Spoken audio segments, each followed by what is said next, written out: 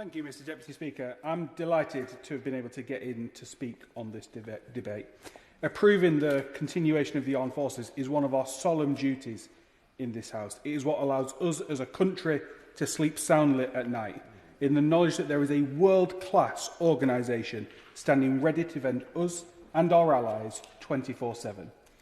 And in the last 12 months, we've also seen the incredible reliance we place on the armed forces here in the UK too.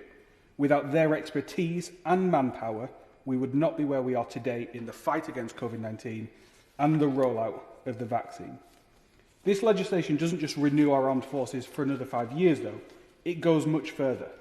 It delivers on another manifesto promise to properly back our veterans and our active personnel. We've already established the Office of Veterans Affairs, ably led by the Minister. We've introduced the railcard for veterans. We've introduced legislation to end vexatious claims against our serving and former personnel. And through this legislation, we will enshrine the military covenant further into law. And I want to thank Ministers and the Secretary of State for all of the work they're doing to protect our armed forces.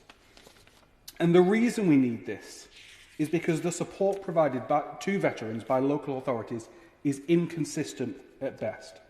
Whilst it might be excellent in some towns and cities, particularly those with long and deep histories of armed forces garrisons, in other areas it's lacking. And this bill will help to fix that gap. It will finally put into law the obligation authorities have to ensure that on housing, on education, on healthcare, we stand by those who served our country.